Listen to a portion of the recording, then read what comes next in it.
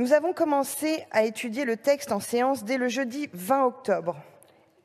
Et après aussi peu d'heures de débat en hémicycle, alors que les discussions avançaient bien, alors que nous proposions en masse des alternatives qui répondaient aux exigences et aux besoins de nos concitoyens de France hexagonale et de France d'outre-mer, vous avez engagé et réengagé par la suite, avec légèreté et sourire, en toute confiance, la responsabilité de votre gouvernement.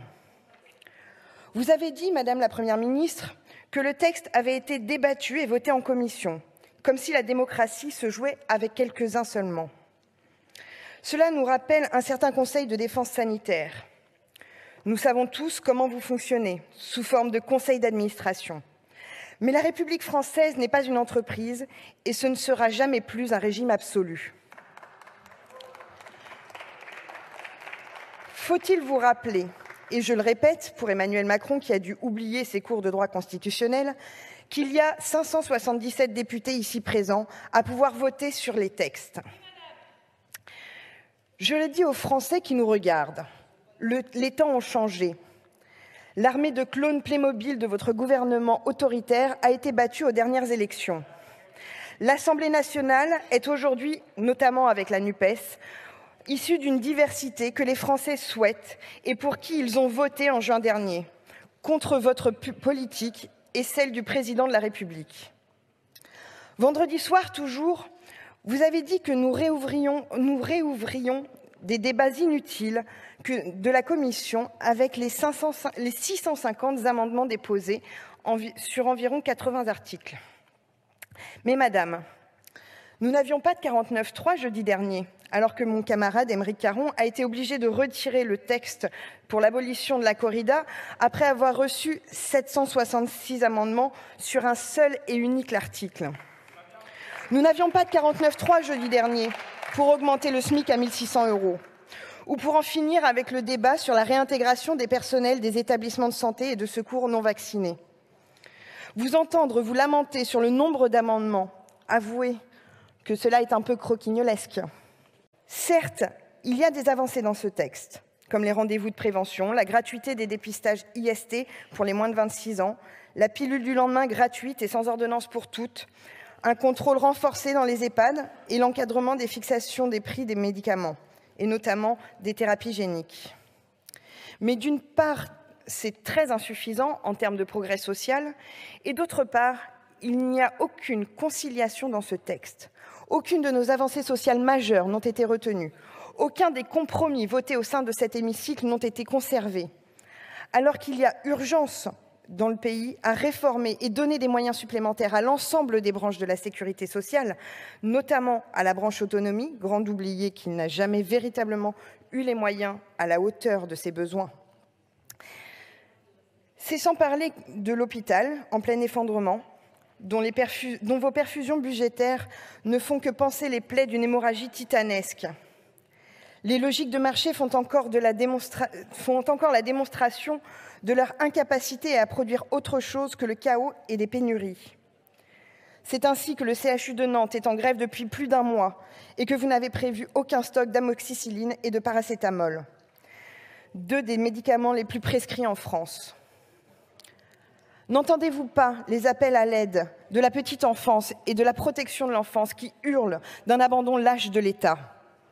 Ouvrez les yeux sur le monde que vous êtes en train de créer, pour lequel vous n'avez rien planifié. 1/4 des plus pauvres seront déjà morts à 62 ans. La France n'est plus qu'un désert médical où se soigner est devenu un luxe pour beaucoup. Votre budget est par définition austère et n'a pour seul but de faire toujours plus d'économies sur le dos des plus pauvres et des plus précaires, ceux pour qui la vie n'est pas un long fleuve tranquille. Mes chers collègues de l'opposition, républicains, liberté, indépendants, outre-mer et territoire, horizon et même démocrates, il est grand temps de montrer que vous êtes indépendants, respectables et que vous êtes ici pour faire entendre votre voix et non pour vous taire. Vous avez eu la preuve criante que ce gouvernement borné essaye tout simplement de tuer la démocratie à petit feu, qu'il tente par tous les moyens de museler la volonté du peuple. L'Assemblée nationale est tue, sous couvert d'une constitution vieillissante. Les médias sont censurés, les manifestations réprimées avec une volonté croissante de les empêcher. Je n'ai jamais eu aussi peur pour ma démocratie, pour la liberté d'expression ou pour ma France. Chers collègues, il est temps de vous rappeler et de rappeler à l'ordre ce gouvernement quant aux limites de ses pouvoirs. Nous savons que ces discussions ne sont que des farces et que les sourires confiants perpétuels de la Première ministre lorsqu'elle engage la responsabilité de son gouvernement, acte hautement grave et solennel, ne sont que des provocations et leur accumulation ne sert qu'à endormir la vigilance des Français et de leurs représentants. Il n'est pas sérieux de parler de brutalité pour l'utilisation d'un outil constitutionnel pour lequel un gouvernement engage sa responsabilité devant des oppositions numériquement plus nombreuses. S'il vous plaît. Et il est méprisant pour vos collègues, ceux que vous appelez avec élégance des clones ou des Playmobil, alors que ce sont, comme vous, ni moins ni plus que vous, des élus du peuple, des députés de la nation. Il est méprisant d'occulter le débat parlementaire alors que le texte a pu être discuté et adopté par 2 fois en commission, qu'il a été examiné au Sénat, qu'il a été enrichi grâce aux députés comme aux sénateurs et que vous êtes allés au terme des outils constitutionnels à votre disposition en déposant systématiquement des motions de censure. Dans votre motion de censure, vous prenez le soin de ne pas rappeler que si cette 4e partie du texte était censurée, ce sont les piliers de notre politique sociale qui tomberaient. C'est l'hôpital, c'est l'autonomie, c'est le handicap, ce sont les prestations sociales qui seraient privées de moyens. Vous oubliez de rappeler que votre censure s'oppose à des mesures que vous soutenez vous-même, comme la gratuité de la contraception d'urgence pour les jeunes femmes. Vous faites semblant d'oublier aussi que votre motion de censure met en péril des avancées nouvelles, fruits du débat parlementaire lui-même. Je pense au contenu des rendez-vous de prévention que les parlementaires ont enrichis. Je pense à une meilleure organisation entre les professionnels de santé. Je pense aux sanctions renforcées contre les EHPAD qui ne respectent pas les demandes des autorités de contrôle. Je pense encore au remboursement intégral des prothèses capillaires pour les patientes atteintes de cancer. Ça aussi, votre motion de censure en priverait nos compatriotes.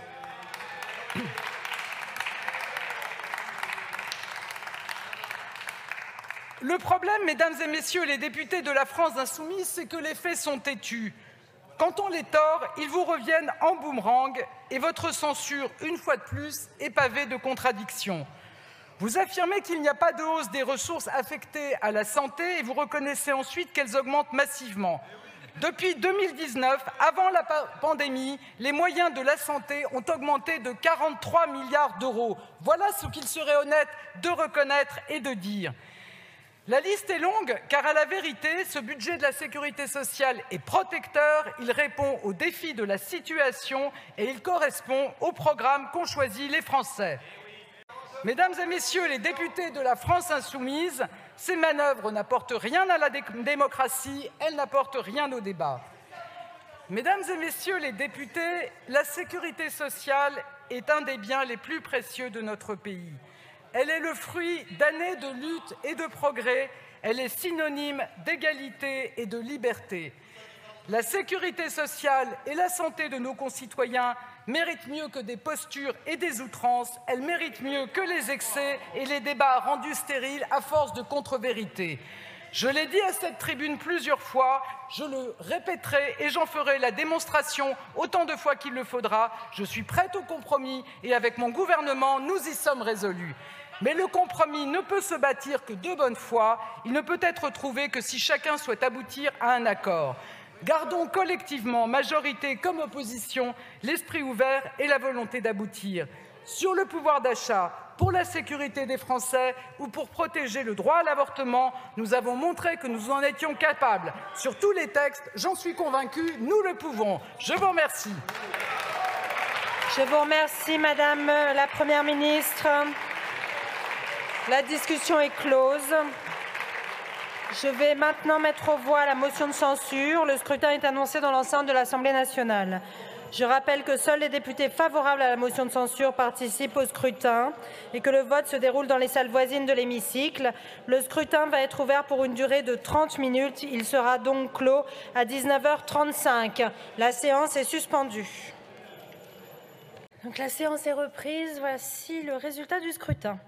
Majorité requise pour l'adoption de la motion de censure sur la majorité absolue des membres composant l'Assemblée 289, pour l'adoption 93. La majorité requise n'étant pas atteinte, la motion de censure n'est pas adoptée. En conséquence, la quatrième partie et l'ensemble du projet de loi de financement de la sécurité sociale pour 2023 sont considérés comme adoptés en nouvelle lecture.